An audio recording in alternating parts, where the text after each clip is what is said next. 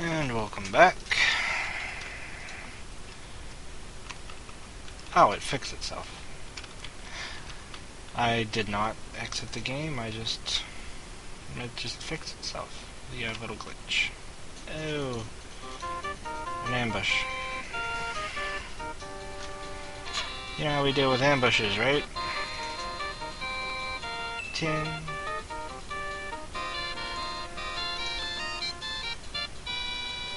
I'm a little concerned that every time I use that, yeah, it's been taking away from that one instead of the one I click on. That sucks.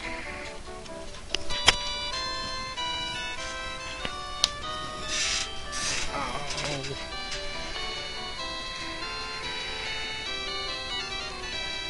Pretty stupid, too, if you ask me.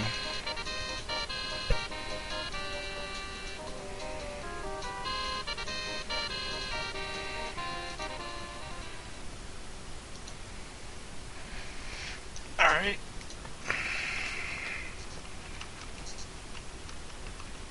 Hello. Oh.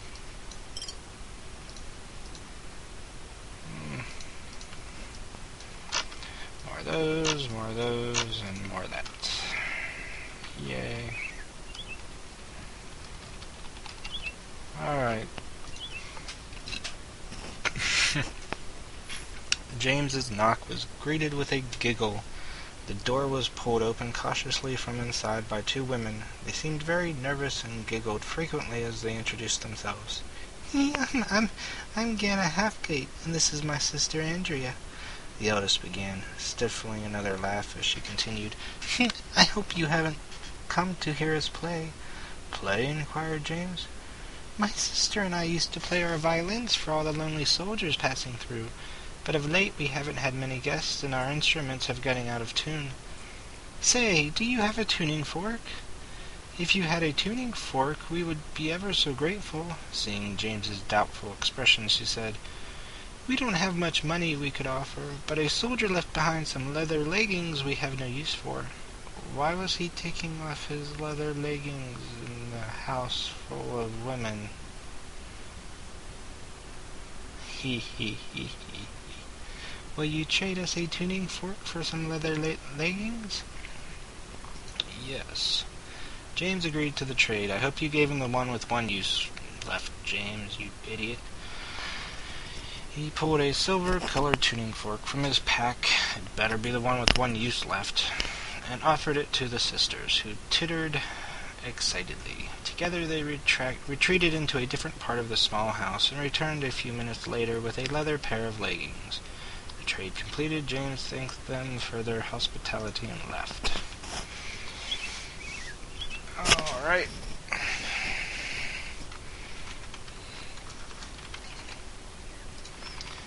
You know, I'm pretty sure if you really felt like it, I could spend 50 videos on this chapter as well.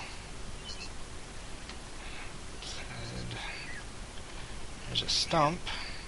I lost it now. It was right there. Ah, there it is. A brooch.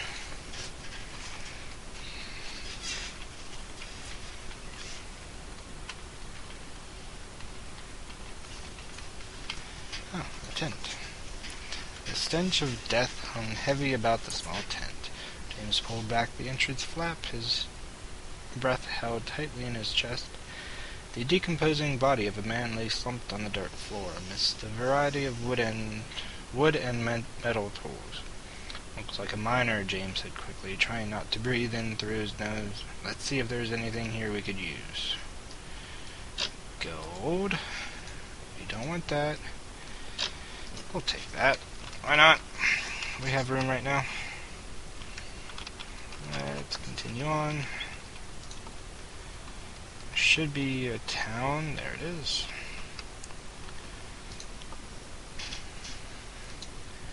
An abandoned inn, which apparently has nothing in it of any use. Knocking on the wooden door, James read the small, intricately carved sign that hung from it. The sign said, "Enter with joy in your hearts, that it may fill our house."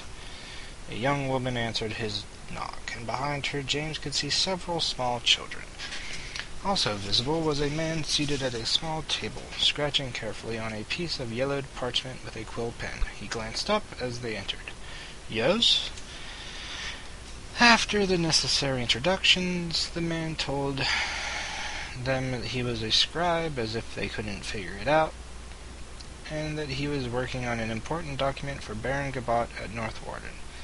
Though he wouldn't show it to them, James guessed that it was an official account of the increased Moradel activity in the Northlands. He thanked the man and let him get back to work.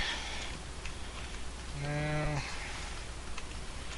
what is that? A nice barn. Nothing in it. Abandoned. Shelf. You can always use shelves. That.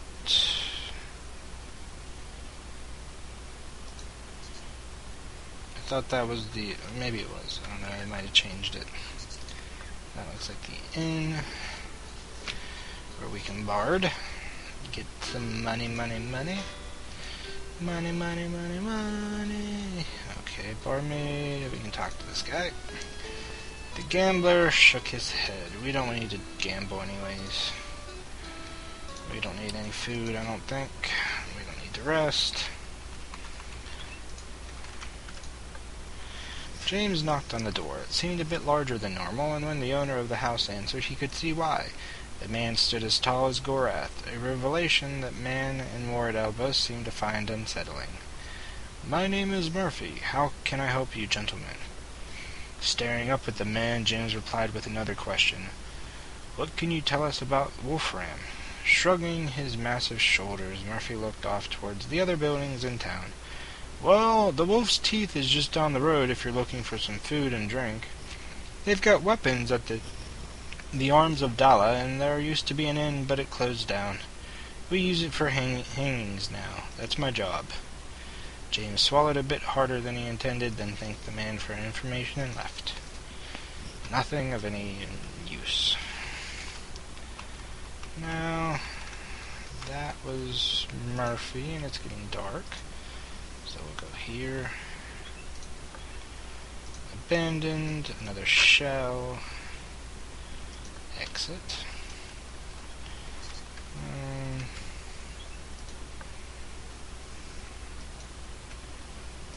Wait, what did that say?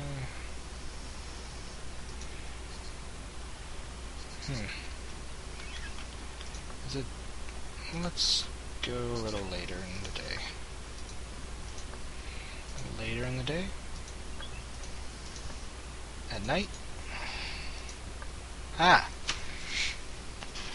James knocked on the door and took a patient step back to wait. There were no sounds coming from inside the house, and he was about to knock again more loudly when the door opened. A frail little man with green hands stood before them, an inquisitive look on his wrinkled face. "Good day to you, sir," James said. On second glance, he noticed that the little man was wearing gloves. Behind him he could make out several bubbling jars and a small wooden bowl heaped with colored powder. "A fine day to taste death. Care to see my tasty little morsels? Perhaps you'd care to buy something," said the man in a hoarse whisper. "All right."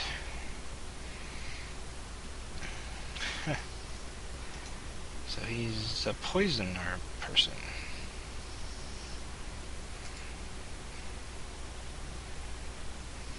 So we have poison to use on food.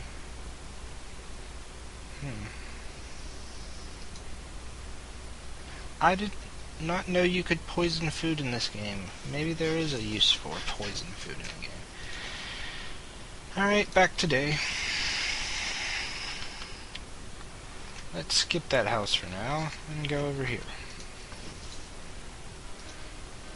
The Arms of... Oh, that's 50%, that's why. I would have liked to have found this place before I dropped double that, because I could have repaired it most of the way up. Oh well. What are you gonna do?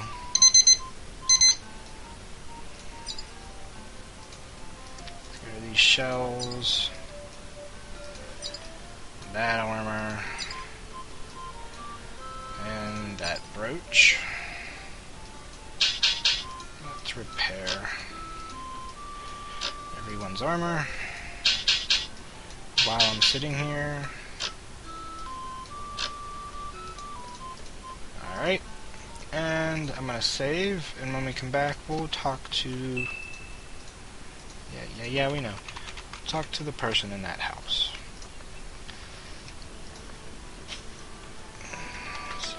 6-3, save...